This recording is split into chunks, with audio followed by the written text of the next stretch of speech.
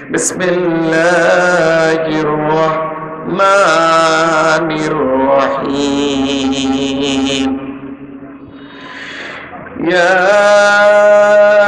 أيها الناس اتقوا ربكم إن زلزلة الساعة شيء عظيم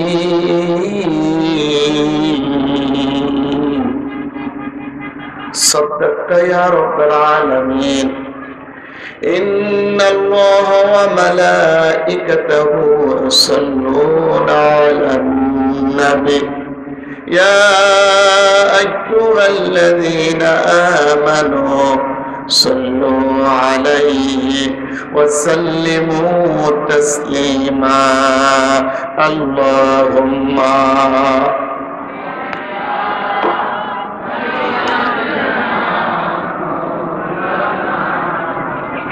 وعلى آله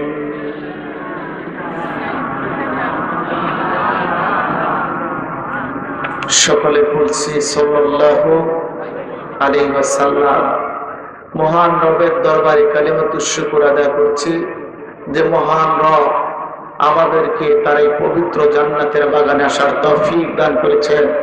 এই জন্য মালিকের দরবারে কালিমাতুশ শুকর আদায় করছি, জুবান খুলে পড়ছি আলহামদুলিল্লাহ। রব্বানা লাকাল হামদ হামদান কাসীরান তয়্যিবান মুবারাকান ফীহ। প্রশংসা করলাম কার? খুশি হলেন কে? সকল অবস্থায় প্রশংসা হবে কার? সুখে থাকলে কার? দুঃখে থাকলে কার? আপতার বিপদে থাকলে কার? এমনকি জেল জলম নির্যাতন আর ফাঁসির মঞ্চে প্রশংসা হবে কার? আমি অসুস্থ, কণ্ঠ একেবারে ডেবে চলে গেছিল, একটু উঠেছে। সুতরাং আমি যতটুকু সম্ভব যেভাবে কথা বলার চেষ্টা করব, শক্তি পাচ্ছি না শরীরে। আপনারা একটু সাপোর্ট দেওয়ার চেষ্টা করবেন, সমর্থন করবেন তো ইনশাআল্লাহ। আমার ভাইরা,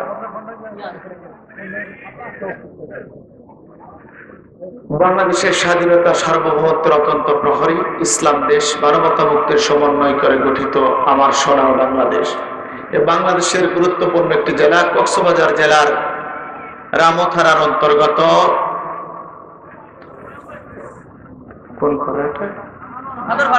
সাদরপাড়া সমাজ রক্ষণ সংস্থা কর্তৃক আয়োজিত আজকের এই তাফসিরুল কোরআন মাহফিল।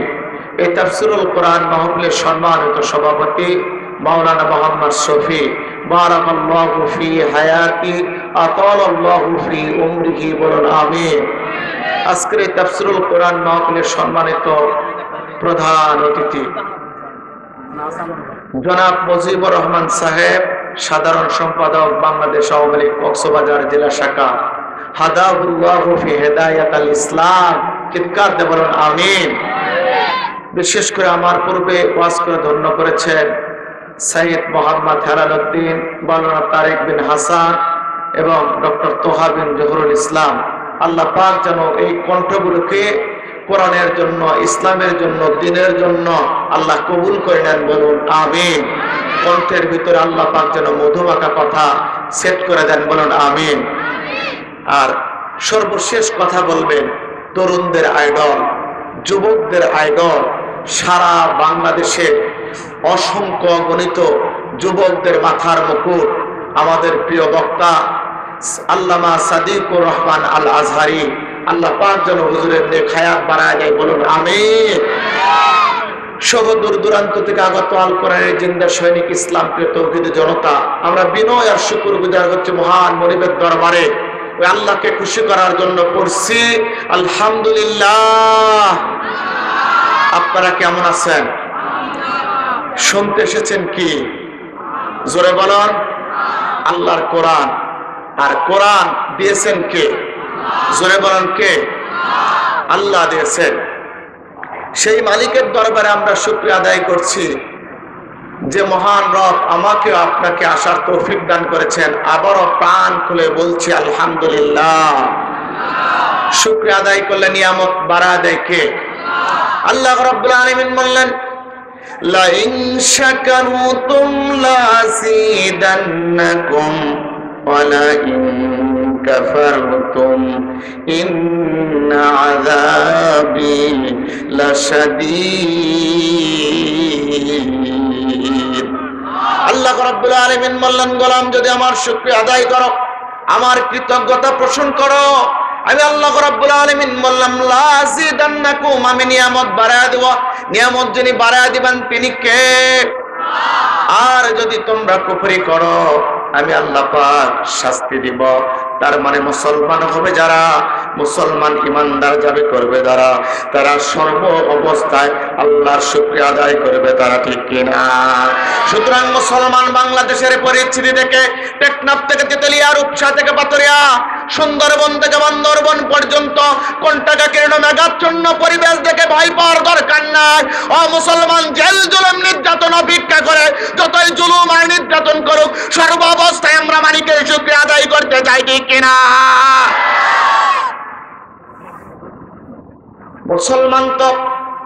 মুসলমান তো শহীদের ঈদগাহে শামিল হয়ে যাওয়া একজন ব্যক্তি, যার জীবনের মালিক আল্লাহ, মরণের মালিক আল্লাহ। বলুন তো জীবন আর মৃত্যুর মালিককে? আরেকটু জোরে বলা লাগবে, মালিককে? আল্লাহ রাব্বুল আলামিন বলতেছেন, الذي خلق الموت والحياة ليبلوكم أيكم أحسن عملا। আমি আল্লাহ রাব্বুল আলামিন বলছি, জীবন আর মৃত্যুর মালিক আমি আল্লাহ। জীবন আর মৃত্যুটাকে আমি সৃষ্টি করেছি তোমার পরীক্ষা করার জন্য। যে মালিক জীবন আর মৃত্যু সৃষ্টি করলো পরীক্ষার জন্য, সেই মালিক জানতে চায়, রে গোলাম, তোমরা আল্লাহর পক্ষে থাকবা না শয়তানের পক্ষে থাকবা? তোমরা ইমানের পক্ষে থাকবা না বেঈমানের পক্ষে থাকবা? তোমরা মুমিনের পক্ষে থাকবা না মুনাফিকের পক্ষে থাকবা? সুতরাং বাংলার মুসলমান যদি ইমানদার মুসলমান, ইমানদার দাবি করে, অবশ্যই মুমিনের পক্ষে থাকা লাগবে, আল্লাহর পক্ষে থাকা লাগবে, ঠিক কিনা? আর ইমানের পক্ষে থাকলে অবশ্যই পরীক্ষা দেওয়া লাগবে। আল্লাহ বলছেন, ওয়ালানাবলুওয়ান্নাকুম বিশাইয়্যিম মিনাল খাউফি ওয়াল জু'। আমি আল্লাহ রাব্বুল আলামিন তোমাকে পরীক্ষা করব। তাকিদ দিয়ে বলছে আল্লাহ পাক পরীক্ষা করবে। তার মানে হলো ইমানদারদের পরীক্ষা আছে। ফতোয়াটা দিয়েছেন কে? আপনি ঘরের ভিতরে বসে থেকে ইসলামের কথা বলবেন না, ভয়কে অপেক্ষা করে দিনের দাওয়াত দেবেন না। অমুসলমান ঘরে বসে থাকা যাবে না, ভয়কে জয় করে আল্লাহর কোরআনের দাওয়াত দেওয়া লাগবে। বাধা বিপত্তি করে টেকনাফ থেকে তেতুলিয়া, রূপসা থেকে পাথরিয়া আল্লাহর কোরআনের দাওয়াত দেওয়াই লাগবে, ঠিক কিনা? রাজি আছেন আপনারা? রাজি আছেন আপনারা? কে কে রাজি আছেন? তো হাত আল্লাহকে দেখা যায়।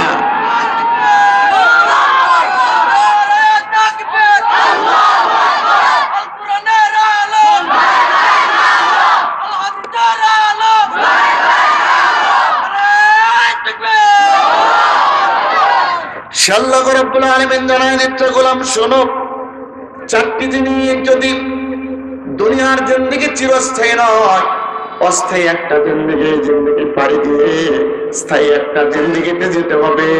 সেটা হলো হাসরের মাঠ, ঠিক কিনা? সেখানে ফয়সালা হবে। এই জন্য আল্লাহ রাব্বুল আলামিন গোলামদেরকে জানায় দিচ্ছে, কিয়ামতের ময়দানে মুসিবতের কালে চারটি জিনিস যদি তোমার পক্ষে যায় তুমি জান্নাতি, আর চারটি জিনিস যদি তোমার বিপক্ষে যায় তোমার স্থান হবে আল্লাহর জাহান্নামে। এমন হচ্ছে কেন ভাই? চারটি জিনিস যদি পক্ষে যায় জান্নাতি কথাকার, আর চারটি জিনিস যদি আপনার বিপক্ষে চলে যায় আপনি জাহান্নামে, এই কথাকার। এক নম্বর হলো দুই হাতের সাক্ষী। এক নম্বর হলো দুই হাতের সাক্ষী। আল্লাহ রাব্বুল আলামিন 36 নম্বর সূরা 23 নম্বর পারা 3 নম্বর পৃষ্ঠা 9 নম্বর লাইনের 65 নম্বর আয়াতের ভিতর আল্লাহ পাক বলেন, আল-ইয়াওমা নাখতিমু আলা আফওয়াহিহিম ওয়া তুকাল্লিমুনা আইদিহিম। আল্লাহ রাব্বুল আলামিন বলছেন, সেই দিন কিয়ামত যেদিন প্রতিষ্ঠিত হবে, হাত কিন্তু আপনার বিপক্ষে সাক্ষী দিবে। আল্লাহর হাত যদি আপনার পক্ষে সাক্ষী দেয় আপনি জান্নাতি, আর বিপক্ষে সাক্ষী দিলে আপনার স্থান হবে জাহান্নামের ভিতরে। মুসলমান ইমানদার ভাইরা, তার মানে এই হাতের গুরুত্ব আছে না নাই? মুফাসসিরিনে কেরামগণ এই আয়াতকে নিয়েছেন, আয়াতকে নিয়ে বলতেছেন, আল্লামা জামাখশরী বলতেছেন এই মানুষের দুইটা হাত নয়, শুধুমাত্র হাত নয়, বরং এই হাতের সাথে সবচেয়ে বড় গুরুত্বপূর্ণ হলো ক্ষমতার হাত। তার মানে তামাম পৃথিবীতে ক্ষমতার হাত যদি ইসলামের পক্ষে কাজ করে ওই ব্যক্তির স্থান হবে জান্নাতে, আর যদি ক্ষমতার হাত যদি ইসলামের বিপক্ষে কাজ করে ওই ব্যক্তির স্থান হবে আল্লাহর জাহান্নামে। ঠিক কিনা? শুধু দুই হাত, শুধু কি দুই হাত? শুধু দুই হাত নয়, ক্ষমতার হাত, টাকা পয়সার হাত, ইজ্জতের হাত। এ হাত যদি আপনি ইসলামের পক্ষে, দিনের পক্ষে কাজে লাগান আপনার স্থান জান্নাতে হবে। আর এই দুইটা জিনিস যদি একত্রিত করে ক্ষমতার হাতটাকে আপনি ইসলামের বিপক্ষে লাগান আপনার স্থান হবে জাহান্নামে। অথচ আজকে সারা পৃথিবীতে দেখি, শুধু বাংলাদেশ নয় সারা পৃথিবীতে ক্ষমতাকে একলে রাখার জন্য ইসলামের যারা কথা বলে ওদেরকে জেলখানায় বন্দি করে, এমনকি সুযোগ পাইলে ওদেরকে জবাই দেওয়ার ব্যবস্থা করে আসে না না। সুতরাং খবরদার আপনার বিবেকটা আপনি কাজে লাগান। শুধু এই দুই হাতের শক্তি নয়, দুই হাত শুধুমাত্র একটা সিম্পল, এর চাইতে বড় শক্তি হলো ক্ষমতার হাত। কারণ একজন ব্যক্তির দুই হাতে দুইজন ব্যক্তিকে আটকে রাখা যায়। দুইজন ব্যক্তি জিনা করতে যাচ্ছে কিংবা চুরি করতে যাচ্ছে, আপনি দুইজন ব্যক্তিকে আটকে ধরে রাখতে পারেন হয়তো বা আপনার শক্তি বলে। কিন্তু যদি ক্ষমতাবান হন, আপনি যদি চেয়ারম্যান হন, ক্ষমতার হাত যদি ব্যবহার করে বলেন 24 ঘন্টার ভিতর আমার এই ইউনিয়ন চোর মুক্ত হবে, যদি কোনো ব্যক্তি চুরি করে ওর পানিশমেন্ট হবে। আর চেয়ারম্যান এই কথা বলার সঙ্গে সঙ্গে আর যদি কার্যকরী ভূমিকা পালন করে, আমার তো মনে হয় 24 ঘন্টার ভিতরে ওই ইউনিয়ন চোর মুক্ত ইউনিয়ন হবে। ঠিক কিনা? আজকে বাংলাদেশে 1680 জন ব্যক্তি যারা ক্ষমতায় আছে, সারা বাংলাদেশের 19 কোটি মুসলমান, হিন্দু, বৌদ্ধ, খ্রিস্টানদের ভালো হওয়া লাগবে না। 1680 জন ব্যক্তি যদি ভালো হয়ে ক্ষমতার হাত যদি কাজে লাগায়, অটোমেটিক্যালি টেকনাফ থেকে তেতুলিয়া, রূপসা থেকে পাতরিয়া সুরমুক্ত, দুর্নীতিমুক্ত, জিনামুক্ত বাংলাদেশ হয়ে যাবে। ঠিক কিনা? এই জন্য নিজের হাতের সাথে সাথে ক্ষমতার হাত ইসলামের পক্ষে কাজে লাগান লাগবে। সাংবাদিক যারা আছে, সাংবাদিক ভাইরা, যখন আপনি কলমটা লিখবেন ওই কলমটা আপনার বিবেক দিয়ে লেখা লাগবে। আল্লাহ পাকের কোরআন এবং সুন্নাহর মাপকাঠিতে ফেলে সত্যের পক্ষে লেখা লাগবে, দিনের পক্ষে লেখা লাগবে। কারণ এই কলমটা উল্টা দিকে চালিয়ে ভালো মানুষদেরকে কালার করে 1 নয় 2 নয় বছরের পর বছরে জেলখানায় রাখা হয়েছে, এর প্রমাণ আছে না? সম্মানিত ভাইরা, তাহলে 1 নাম্বার হাত, 2 নাম্বার হলো ফেরেশতাদের সাক্ষী। কিরামান কাতিবিনা ইয়ালামুনা মা তাফআলুন। আমাদের কাদের উপরে যে ফেরেশতা আছে এরা যদি সাক্ষী দেয়, এদের যে কলম রেখেছে, আপনি যা করেছেন সব কলম লিপিবদ্ধ করে রেখেছেন কে? এদের মাধ্যমে আল্লাহ রাব্বুল আলামিন যেগুলো লিপিবদ্ধ করে রেখে দিয়েছেন, ওই কিরামান কাতিবিন যদি আপনার পক্ষে সাক্ষ্য দেয়, ওই লেখনের মাধ্যমে আপনি জান্নাতি হবে। আর যদি সব কিছু আপনার বিপক্ষে লেখে, আপনার স্থান হবে জাহান্নামে। কেমন আপনি কোন গোপন জায়গায় কোন অপরাধ করেছেন, কার বিরুদ্ধে আপনি সাক্ষী প্রস্তুত করে রেখেছেন, কোন জায়গায় সেফ হোমে রেখে মিথ্যা সাক্ষী শিখিয়ে দিয়ে নিরপরাধ আলিমদের বিরুদ্ধে আচরণ করেছেন, ওই দিন যখন এগুলো প্রকাশ করে দেওয়া হবে, আপনার যত বড় লিডার ছিলেন কাজে আসবে না, আপনাকে আল্লাহর জাহান্নামে যাওয়াই লাগবে। ঠিক কিনা? এই জন্য সাক্ষী বড় মারাত্মক। মুসলমান ইমানদার ভাইরা, এই জন্য হলো আমাদের ক্ষমতার হাতকে ইসলামের পক্ষে কাজে লাগাবো। আমার যে ফেরেশতাদ্বয় আছে যারা আমাদের লিখতেছে, এমন কোনো কাজ করব না যারা আমাকে ইসলামের বিপক্ষে ফেলে দেয়, কোরআনের বিপক্ষে ফেলে দেয়, সুন্নাহর বিপক্ষে ফেলে দেয়। বরং যতটুকু সম্ভব ইসলামের পক্ষে আমরা লিখব, ঠিক কিনা? এটা হলো 2 নাম্বার। 3 নাম্বার হলো জমিনের সাক্ষী। ওয়া আখরাজাতিল আরদু আসফালাহা। জমিন সেই দিন সাক্ষী দেবে, জমিন সেই দিন সবকিছু যখন বের করে দেবে, তামাম পৃথিবী যখন কাঁপতেই থাকবে, তামাম পৃথিবী যখন কাঁপতে থাকে, কাঁপতে কাঁপতে প্রথম স্তর সপ্তম স্তরের ভিতরে যাবে, সপ্তম স্তর প্রথম স্তরের ভিতরে আসবে। সব কিছু সোনা দানা হীরা জহরত মণি মুক্তা বের করে দিবে। ওই জমিন তো সাক্ষী দিবে কোন জমিনের উপরে দাঁড়িয়ে ভাইকে জেলখানায় দিবে, কোন জমিনের উপর দাঁড়িয়ে ইমানদার মুসলমানদের বিরুদ্ধে ষড়যন্ত্র করবে। এই সব কিছু জমিন কিন্তু সাক্ষী। এমনকি কোথায় দাঁড়িয়ে নিরপরাধ মানুষের বুকের উপরে গুলি চালিয়েছ, ওই জমিন যেদিন সাক্ষী দিবে ওই দিন কোনো বাঁচার পথ থাকবে না। ও মুসলমান, এই জন্য যেখানে অপরাধ করতে যাবে ভয় করা লাগবে। এই জমিন তো কিয়ামতের ময়দানে আমার বিপক্ষে দাঁড়াবে। মাটি ধুলি কোনাগুলো এক একটা হিডেন ক্যামেরা হিসাবে দাঁড় করবে। ধুলি কোনা যখন ক্যামেরা হিসাবে, হিডেন ক্যামেরা হিসাবে দাঁড় করে আল্লাহর কাছে মানচিত্র দাঁড় করাবে, স্থির চিত্র দাঁড় করাবে, ওই দিন বাঁচার কোনো অবস্থা থাকবে না। সুতরাং কিয়ামতের ময়দানে বাঁচার জন্য অবশ্যই আপনাকে অপরাধ থেকে দূরে থাকা লাগবে। কেননা ইসরাফিল যখন সিংহায় ফু দিবে, তাম পৃথিবীর অবস্থা সবকিছু ভেঙে পড়বে, দুলতে থাকবে, ভেঙে পড়বে। আল্লাহ পাক বলছেন, ইযা সুলসিলাতিল আরদু সিলসালাহা ওয়া আখরাজাতিল আরদু আসফালাহা। কিরকম ভাবে কাঁপবে? শুধুমাত্র কাঁপবে না, কাঁপতেই থাকবে। এমন কাঁপবে, প্রথম স্তর সপ্তম স্তরের ভিতরে যাবে, সপ্তম স্তর প্রথম স্তরের ভিতরে আসবে। এরপরে এই দৃশ্য যখন হবে, ওয়াকালাল ইনসানু মা লাহা, তখন সংশয়বাদী নৈরাজ্যবাদী কাফেররা বলবে, জমিনের কি হলো, কেন সবকিছু বের করে দেয়? প্রশ্ন আসতে পারে, হুজুর আপনি বললেন যে সংশয়বাদী নৈরাজ্যবাদী কাফেররা বলবে, এই অর্থ করার কারণ কি? এই অর্থ করার একটাই কারণ হলো আল্লাহ নবী বলতেন, লা তাকুমুস সাআতু হাত্তা লা ইউকালা ফিল আরদি আল্লাহ আল্লাহ, ওয়া ফি রিওয়ায়াতিন লা তাকুমুস সাআতু আলা আহাদিন ইয়াকুলু আল্লাহ আল্লাহ। আল্লাহ নবী বলেন, তামাম পৃথিবীতে যতক্ষণ এ পর্যন্ত একজন আল্লাহওয়ালা ডাকনেওয়ালা ব্যক্তি থাকবে, আল্লাহ ডাকনেওয়ালা ব্যক্তি থাকবে, ততক্ষণ পর্যন্ত আল্লাহ পাক কিয়ামত দেবেন না।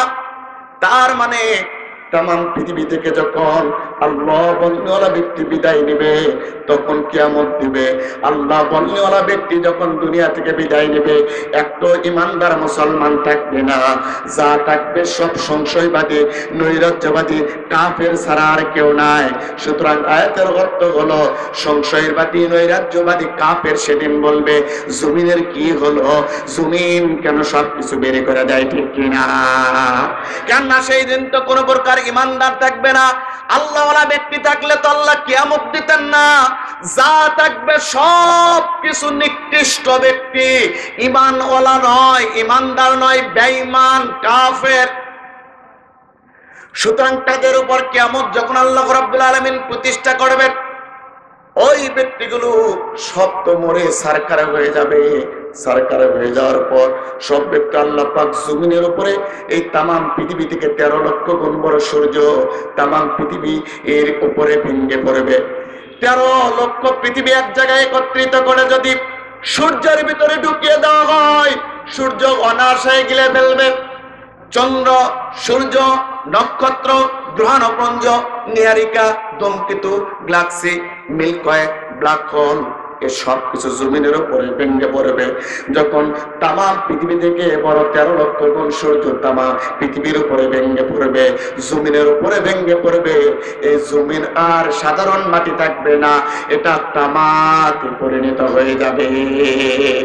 মুফাসসির বলেন সেই তামার ভূমির উপরে আল্লাহ রাব্বুল আলামিন এমন কঠিন অবস্থা, যখন জমিনের উপরে এই সূর্যটা পড়ে যাবে, তামা হয়ে যাবে, সব কিছু তো মরে সারখার হয়ে যাবে, পচে গলে যাবে। এই গলিত যন্ত্র জীব যন্ত্রের উপরে তামাম পৃথিবী থেকে পরিষ্কার করার জন্য আল্লাহ রাব্বুল আলামিন 40,000 বছর পর্যন্ত বৃষ্টি নাজিল করবে। বৃষ্টি নাজিল করার পর যখন দুই সব পরিষ্কার হয়ে যাবে, বডি স্ট্রাকচার গুলো ইসরাফিল পড়বে, বডি স্ট্রাকচার গুলো তৈরি হয়ে যাবে। আবার বাংলাদেশের মানুষ বাংলাদেশে উঠবে, আমেরিকার মানুষ আমেরিকা উঠবে, কক্সবাজারের মানুষ কক্সবাজার উঠবে। এই মানুষগুলো ওঠার পর রূহ যখন ফিরে পাবে, ওই মানুষগুলো দৌড়াইতে থাকবে আরাফাতের ময়দানে।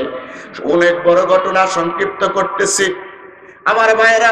ওই দিন আল্লাহ রাব্বুল আলামিন যখন সে বিচারকের আসন গ্রহণ করবে, গ্রহণ করার পর আল্লাহ রাব্বুল আলামিন ওই দিন দল করবে 4টা। কয়টা? জোরসে বলেন কয়টা? 4টা দল করবে। 1 নম্বর দলের নাম আওয়ামী লীগ, 2 নম্বর দলের নাম বিএনপি, 3 নম্বর দলের নাম জামাত, আর 4 নম্বর দলের নাম হলো জাতীয় পার্টি। ঠিক কিনা? হ্যাঁ? তাহলে যদি তাই না হয়, আলোচনা যখন আমরা করতে বসি, শুধু এই জায়গায় নয়, সব জায়গায় যখন আমরা আলোচনা করতে বসি, বলে হুজুর রাজনৈতিক ওয়াজ করবেন না। এ ভাই, আওয়ামী লীগের জন্ম হয়েছে কয়দিন হচ্ছে? আওয়ামী লীগের কথা কোরআনের ভিতর নাই, জামাতের কথা নাই, জাতীয় পার্টির কথা নাই, জাসদ বাসদের কথা নাই, যা আছে ইমানদারদের পক্ষে আর বেঈমানদের বিপক্ষে। সুতরাং কোরআনের কথা যদি কোনো ব্যক্তির গায়ে লাগে, কলিজায় আঘাত লাগে, মনে করতে হবে এই ব্যক্তি বেঈমান, কাফেরদের দোসর আর দালাল। ঠিক কিনা? কেন আপনার কাছে জানতে চাই, আওয়ামী লীগের জন্ম আগে না কোরআনের জন্ম আগে? আওয়ামী লীগ আগে এসেছে না কোরআন আগে এসেছে? কোরআন এসেছে 1500 বছর আগে। তাহলে এই কোরআনের বিরুদ্ধে, কোরআনের ভিতরে আওয়ামী লীগের বিরুদ্ধে একটা কথাও নাই, জামাতের বিপক্ষে একটা কথাও নাই, বিএনপির বিরুদ্ধে একটা কথাও নাই, জাসদ বাসদের বিরুদ্ধে একটা কথাও নাই। এই কোরআনের ভিতরে পুলিশ প্রশাসন ভাইদের বিপক্ষেও কোনো কথা নাই। যা কথা আছে ইমানদারদের পক্ষে আর বেঈমানদের বিপক্ষে। ঠিক কিনা? সুতরাং কোরআনের কোনো কথা যদি এই আলিম যখন বলবে, হুজুর যখন বলবে, বক্তা যখন বলবে, আপনার কলিজায় যদি আঘাত লাগে, আপনার চিন্তা আপনার সিদ্ধান্তের সাথে যদি না যায়, না মিল খায়, এটা যদি আপনার বিপক্ষে চলে যায়, আপনাকে পরিবর্তন হওয়া লাগবে।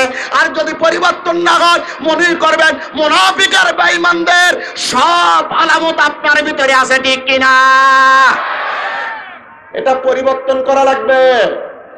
কেননা আল্লাহ রাব্বুল আলামিন বলছেন, কোরআন শোনার একটা পদ্ধতি বলতেছেন, وَإِذَا قُرِئَ الْقُرْآنُ فَاسْتَمِعُوا لَهُ وَأَنصِتُوا لَعَلَّكُمْ تُرْحَمُونَ। আল্লাহ রাব্বুল আলামিন বলেন, এই কোরআনের তেলাওয়াত যখন হয়, বর্ণনা যখন হয়, কোরআনের কথা যখন বলা হয়, ওই কোরআনের কথা যদি তোমার পক্ষে যায় তাহলে চুপ শোনা লাগবে, বিপক্ষে গেলেও শোনা লাগবে। কিভাবে? চুপচাপ করে মনোযোগের সহিত শোনা লাগবে। তার মানে হলো কোরআনের কথা যদি আপনার পক্ষে অথবা বিপক্ষে যায়, ইমানদার হলে চুপচাপ করে শোনা লাগবে। তাহলে রহমত যিনি দিবেন তিনি কে? কেন আল্লাহ তো জানে এই কোরআনের ভিতরে আওয়ামী লীগের বিপক্ষে আয়াত দেয়নি, বিএনপির বিরুদ্ধে দেয়নি, জামাতের বিরুদ্ধে দেয়নি, যা দিয়েছি কাফের, নাস্তিক, বেঈমান, মুশরিকদের বিপক্ষে। ঠিক কিনা? সুতরাং মুশরিকদের বিপক্ষে যদি কথা হয়, বেনামাজিদের বিরুদ্ধে কথা হয়, শুধু সুদওয়ালাদের বিরুদ্ধে কথা হয়, দুর্নীতিবাজদের বিরুদ্ধে কথা হয়, ঘুষওয়ালাদের বিপক্ষে যদি বলা হয়, কোন ইমানদারদের কলিজাটা টাটাতে পারে না, শুধুমাত্র বেঈমান আর মুশরিকদের দালাল, দুর্নীতিবাজদের দোসরদের কলিজা টাটাতে পারে। ঠিক কিনা? আল্লাহু আকবার, আল্লাহু আকবার।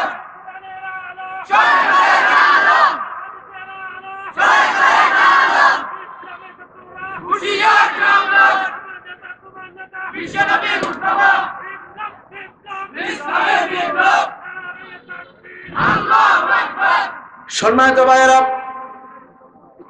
আমি আগেও বলি, কোন রাজনৈতিক দলকে নামানোর জন্য আবার কোন রাজনৈতিক দলকে উপরে উঠানোর জন্য আলেমরা কথা বলে না। আলেমরা কোরআন থেকে কথা বলে, সত্য কথা বলে, হক কথা বলে। ওয়াকুলিল হাক্কু মির রাব্বিকুম, আমার রব তো নির্দেশ দিয়েছে সত্য বলা লাগবে, হক বলা লাগবে। সুতরাং হক বলে আলেমরা, কোন দল বা ব্যক্তির বিরুদ্ধে কথা বলে না, ঠিক কিনা? এই জন্য মুসলমান ভাইয়েরা, আমাদের কথাগুলো রাজনৈতিক দৃষ্টিকোণ থেকে নেবেন না, বরং আপনার বিপক্ষে চলে গেলে আপনি ইমানদার দাবি করে সেখান থেকে সংশোধন হয়ে আল্লাহর দিকে ফিরে আসা লাগবে, কোরআনের দিকে ফিরে আসা লাগবে, রাসূলের আদর্শের দিকে ফিরে আসা লাগবে।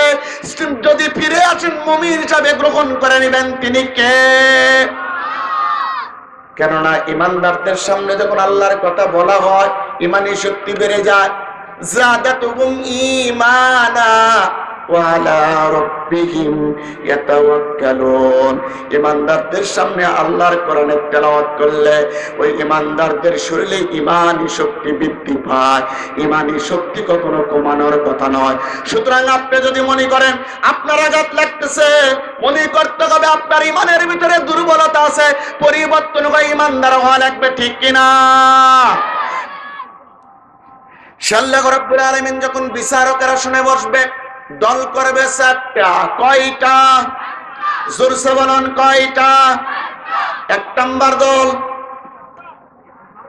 কি বলি নাই, এক নাম্বার দল হলো বিনি হিসাবে জান্নাতি, 2 নাম্বার দল বিনি হিসাবে জাহান্নামী, 3 নাম্বার দল হলো হিসাব হবে, হিসাব বড় সহজ হবে, 4 নাম্বার দল হিসাব হবে, হিসাব বড় কঠিন হবে। তাহলে দল হবে কয়টা? জোরসে বলুন, কয়টা? 1 নাম্বার দল বিনি হিসাবে জান্নাতি, 2 নাম্বার দল বিনা হিসাবে জাহান্নামী, 3 নাম্বার দল হলো হিসাব হবে, হিসাব বড় সহজ হবে, আর 4 নম্বর দল হিসাব হবে, হিসাব বড় কঠিন হবে। সম্মানিত ভাইরা, বিনা হিসাবে জান্নাতি কারা? তাফসীরে কিতাবের ভিতরে এসেছে, তাফসীরে কিতাবের ভিতরে এসে এরা কারা? কিয়ামতের ময়দানে মুসিবতের কালে বাইনুকুলার দিয়ে যাদের আমলনামা দেখা হবে, দেখে দেখবে একটাও গুনাহ নাই, সব নেকি আর নেকি। এরা বিনি হিসাবে আল্লাহর জান্নাতে চলে যাবে। মুফাসসির کرام বলেন এরা কারা? এরা হলো নবী আর রাসূল। কারণ আহলুস সুন্নাত ওয়াল জামাতের আকীদা হলো নবীরা মাসুম বেগুনাহগার, নবীদের কোনো গুনাহ নাই, এরা বিনি হিসাবে জান্নাতি, ঠিক কিনা? আল্লাহর নবী যখন এই কথা বলতেছিলেন, সাহাবারা বিশ্বনবীর মুখের দিকে তাকিয়ে আছে, আল্লাহর নবী আরো কিছু বলে কিনা? শুধুমাত্র নবী রাসূল বিনি হিসাবে জান্নাতি, আর কেউ আছে কিনা? আল্লাহর নবীর মুখের দিকে তাকিয়ে আছে। হুজুর বুঝতে পারলেন, সাহাবাদের দিকে তাকিয়ে বলতেছেন, ও আমার সাহাবারা শোনো, শুধু কিয়ামতের ময়দানে বিনি হিসাবে নবী রাসূলগণ জান্নাতি নয়, বরং আমি রাসূল মুহাম্মদ সাল্লাল্লাহু আলাইহি ওয়াসাল্লাম আমার সম্মানে আমার আল্লাহ আমার উম্মতের ভিতর থেকে নবীদের সাথে 70,000 উম্মতকে বিনি হিসাবে আল্লাহর জান্নাতি দিয়ে দিবে। আল্লাহু আকবার। আমার ভাইরা, আল্লাহর নবী যখন এই কথা বলেছেন, হযরত ওমর দাঁড়িয়ে গেলেন, ইয়া রাসূলুল্লাহ, ইয়া হাবিবাল্লাহ, আল্লাহ যখন 70,000 আপনার সম্মানে নবীদের সাথে বিনি হিসাবে জান্নাতি হিসাবে ঘোষণা করে দিয়েছে, ইয়া রাসূলুল্লাহ, ইয়া হাবিবাল্লাহ, আপনি কি আর একটু আল্লাহর কাছে বেশি চাইতে পারলেন না? কিন্তু আল্লাহর নবী এই কথা শোনার পর বলতেছে, ওমর, শুধুমাত্র 70,000ই নয়, আমি যখন আল্লাহর কাছে আরজি করেছি আর একটু বেশি চাই, আল্লাহ পাক বলেছে, বন্ধু আর বেশির প্রয়োজন হবে না, কিন্তু 70,000 ব্যক্তিকে আমি এমন সুপ্রিম পাওয়ার দিলাম, ওই 70,000-এর আবার প্রত্যেক ব্যক্তি 70,000 করে শাফায়াত করে করে আল্লাহর জান্নাতে নিয়ে যাবে। খুশি না বেজা? জোরে বলুন, খুশি না বেজা? 1 নাম্বার তাহলে বিনি হিসাবে জান্নাতি, 2 নাম্বার দল হলো বিনি হিসাবে জাহান্নামী, 2 নাম্বার হলো বিনি হিসাবে জাহান্নামী কারা? মুফাসসিরিনে কেরাম বলে বিনি হিসাবে জাহান্নামী হলো যারা কিয়ামতের ময়দানে মুসিবতের কালে, যাদের আমলনামায় বাইনকুলার দিয়ে দেখা হবে, একটাও নেকি নাই, সব গুনাহ আর গুনাহ, একটাও নেকি পাওয়া যায় না। সব নেকি অন্যের যে সম্পদ আত্মসাৎ করেছে, দুর্নীতি করে পাহাড় পরিমাণ সম্পদ করেছে, জনগণের হক নষ্ট করে ফেলেছে। জনগণের হক নষ্টকারী এই জমিনে আছে না নাই? টিআইবি রিপোর্ট প্রকাশ করেছে প্রত্যেক বছর বাংলাদেশ থেকে ৯৭,০০০ কোটি টাকা বেগমপাড়াতে পাচার করা হয়। এই ৯৭,০০০ কোটি টাকা, এটা হলো আমাদের টাকা, এটা হলো বাংলাদেশের সাধারণ নাগরিকের টাকা, যারা পাচার করেছে। কিয়ামতের ময়দানে ওই ব্যক্তিদের খবর আছে না নাই? কিয়ামতের ময়দানে যাদের আমলনামায় বাইনকুলার দিয়ে দেখবে যে নেকি নাই, শুধু গুনাহ আর গুনাহ, আল্লাহ রাব্বুল আলামিন ওই দিন ওই ব্যক্তিদেরকে জাহান্নামের ভিতরে দিবে বিনি হিসাবে। কোনো কথাই চলবে না। এদের চরিত্র হলো এরা সব সময় আল্লাহ আল্লাহ রাসূলের বিরুদ্ধে আচরণ করেছে, কোরআন এবং সুন্নাহর বিপরীত রূপ নিয়েছে। আজকেও বাংলাদেশে দেখা যায় দাড়িওয়ালা, টুপিওয়ালা, জুব্বাওয়ালা এমন মুনাফিক আছে, টাকার কাছে নিজেকে বিক্রি করে দিয়ে জনগণের আমানত নষ্ট করেছে। এমনও জালিম দাড়িওয়ালা আছে না নাই?